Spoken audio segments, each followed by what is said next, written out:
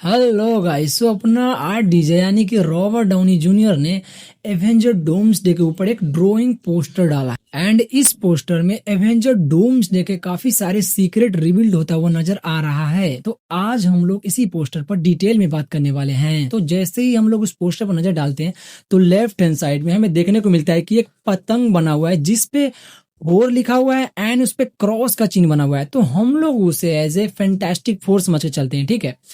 तो तुम सोच सकते हो कि उस पे क्रॉस का चिन्ह बना हुआ है, इसका मतलब है कि फैंटास्टिक फोर को डॉक्टर डूम फिनिश करने वाला है। ये सबसे बड़ा लेटेस्ट न्यूज है, ठीक है। अब बात करते हैं राइट हैंड साइड की तरफ। तो देखो राइट हैंड साइड की तरफ भी तुम्हें सेम ही चीज देखने को मिलेगा, लेकिन उस पर लिखा हुआ है ए।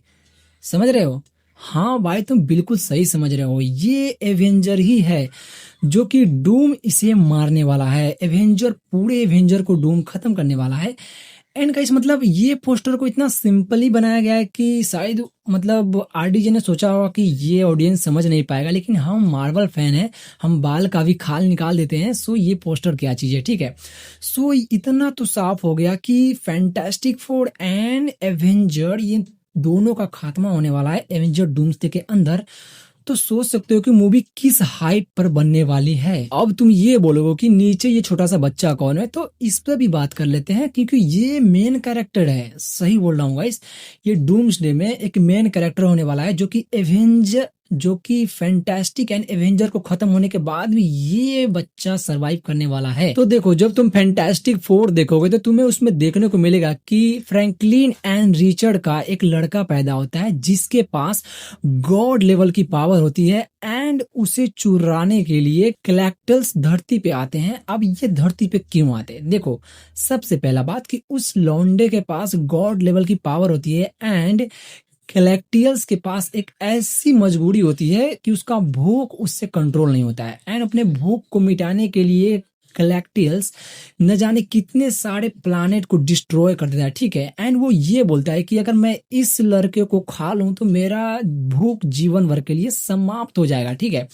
सो तुम सोच सकते हो कि इस छोटे से लौंडे के पास कितनी ज्यादा पावर है, ठीक है। एंड गाइस, जब तुम आरडीजे के उस ड्राइंग पोस्टर पर नजर डालोगे तो उस बच्चे का जो शॉर्ट का जो कलर होता है एंड फैंटास्टिक का जो कलर होता है ये दोनों सेम है। तो ये देखने से तो पता चल जाता है कि ये बच्चा फ्रैंकलिन एंड रिचर्ड का ही है, जो कि एवेंजर एंड फैंटास्टिक फोर को मारने के बाद ये डूम उस बच्चे को चुरा करके रख लेगा अपने पास।